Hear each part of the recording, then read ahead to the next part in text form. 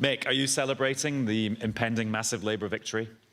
Yes, I'm looking forward to it. I'm even more celebrating the massive Tory loss. That's the first part of the evening. We've got to get them out, and that means getting a Labour government in. So that's all part of the same coin. And I'm looking forward to working with the new team in the cabinet if I get the chance. I'm not first in the queue, I would have thought, but there's a lot of work to be done to get the country right, and I think it's going to take a while. I'm hoping for at least 10 years of the Tories being out and whatever the new Tories become, because they've destroyed the country, and we've got to get on with repairing it. And that means the unions, the whole Labour movement, people that didn't think of themselves as part of our movement, getting on with a job of restoring the country, and it's got to be done as a matter of urgency. Tim, how are you doing? Well, I'm feeling better than I did sort of before the exit poll came out. I know it's a historic Tory defeat. My party deserves to be defeated. We didn't govern well. I don't think we quite destroyed the country, but come to where the working people live, Tim.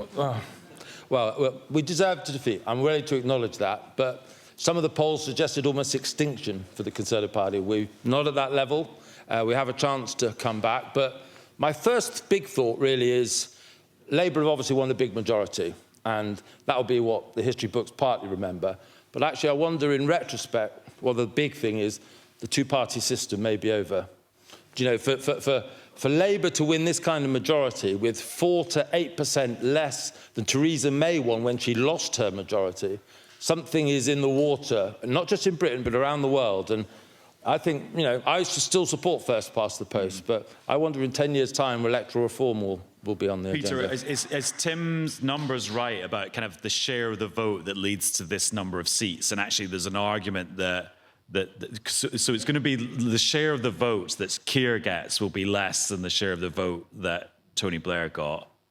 After that great victory in 1997, you mean? Well, we're getting to the point about it was a great victory, yes, but that point about that you can get so many seats. Yeah, but David Cameron didn't get a brilliant share of the vote. What did he get in 2015? 37%, I think. I don't remember anyone casting doubt on the legitimacy of his mandate or his election. And first past the post is a threshold system. It's just much higher than the thresholds you get in proportional representation. You've got to get 25 to be on the scorecard, and if you get to 30 and 35 and 40, you get more rewards. And it is a contest in each seat. You've got to win the seat, given the opponent you've got in front of you. And that will be reflected tonight. In certain seats, it will go against the grain. We've heard about Bristol. We don't know about Islington North yet. There may be some things in that show you can have a contest in each of the locations. Now, there's an argument for proportional representation, but it doesn't mean you get better government. We've had some very terrible governments under proportional representation, and in some countries you get no government at all. In Belgium and the Netherlands, there haven't been governments for very long periods of time. It doesn't mean you get a better outcome because you change the system. And I think what tonight shows, people understand the system. They know how to get rid of people, and that means getting other people in that they may not be their first choice. So people are making choices. Liberal Democrats are voting Labour. Some Labour people are voting Liberal Democrat to achieve an end that they want, which is to get rid of the Tories. So it's not as if the people don't understand it. They didn't understand what the Liberals put up last time in that referendum that everybody's forgotten. So we'll pick up on a few of those things in a second. But Tim, what's your understanding about what's going on with Richard Holden, the Tory party chairman? He loses. This is me being a naughty boy now. But some of you here probably aren't all Conservatives, and the worst sort of thing that the Conservatives attack for is sort of like selfish individualism. This guy, the Tory chairman, imposed himself on a one-person shortlist at the last possible date for parliamentary nominations. Selfish beyond belief.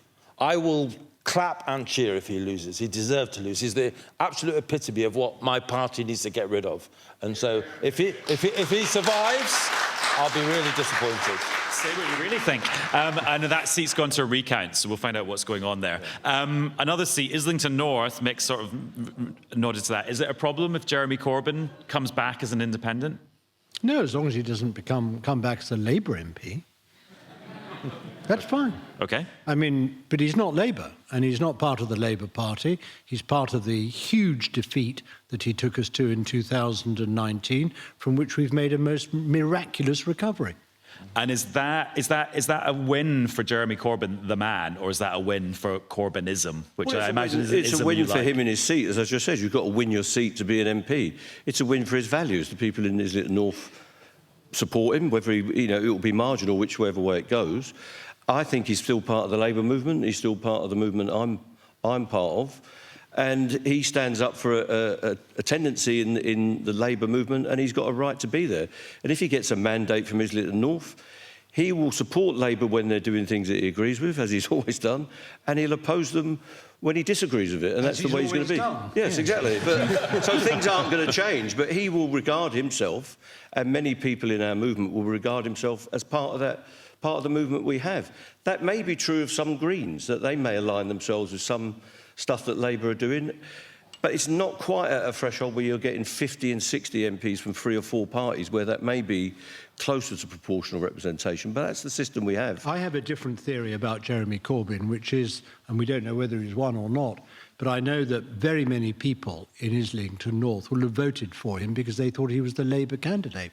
I canvassed in Islington, and I knocked on door after door. They said, oh, no, we're Labour here, thank you very much. We're going to be voting for Jeremy. Yeah, but the Labour candidate's not a Labour candidate either. He's been there he's a private health profiteer. So. No, he's not, actually, Mick, and that's a sort of nasty, typical, if you don't mind me, thing to say. It's a complete untruth, and it's a disgraceful thing for you to say.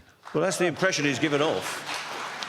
Well, he's an entrepreneur who's made money in private healthcare. Well, exactly. Well, that's called privateering in healthcare, isn't it? No, it isn't actually. He does an enormous amount in providing IVF treatment for people who really need it. If they'd had a contest in the Labour Party to see who won it. Anyway, we're not an Islington podcast. Thank God we're rid of this awful sectarianism. Thank God. Tim, what were you going to say? Can I say, I've attacked the Tory chairman. Let me now say something nice about Jeremy Corbyn, because he's the opposite of my politics. But he was thrown out of a party he led at the last general election.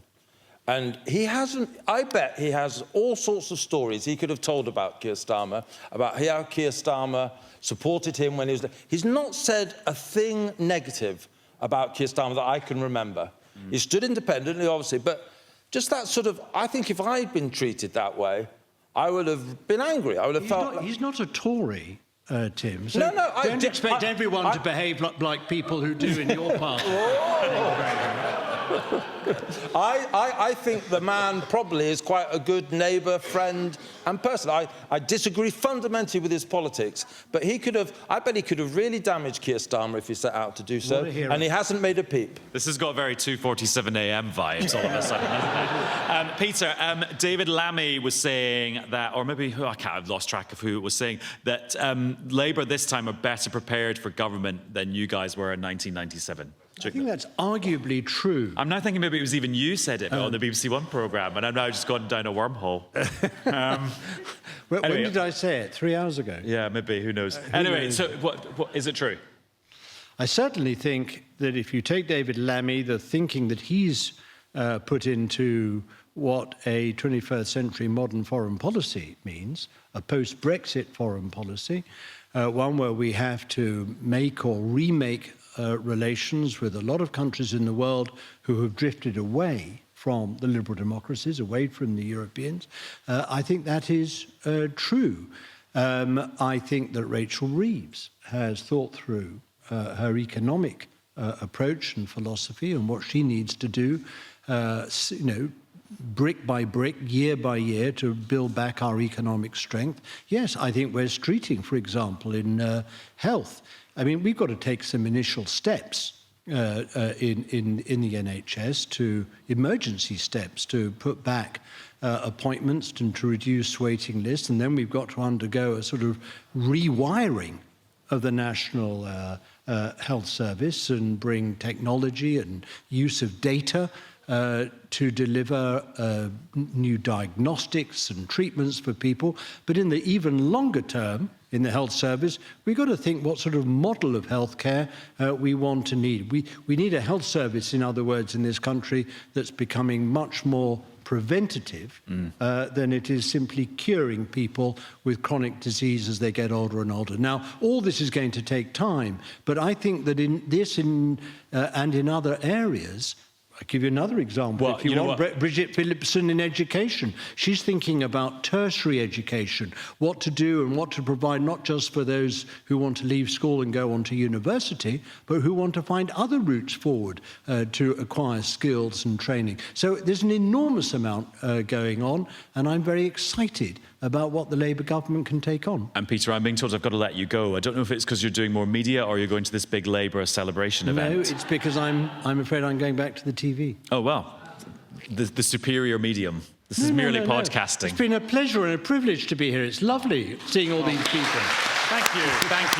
I'll let you go. See you soon. See you later.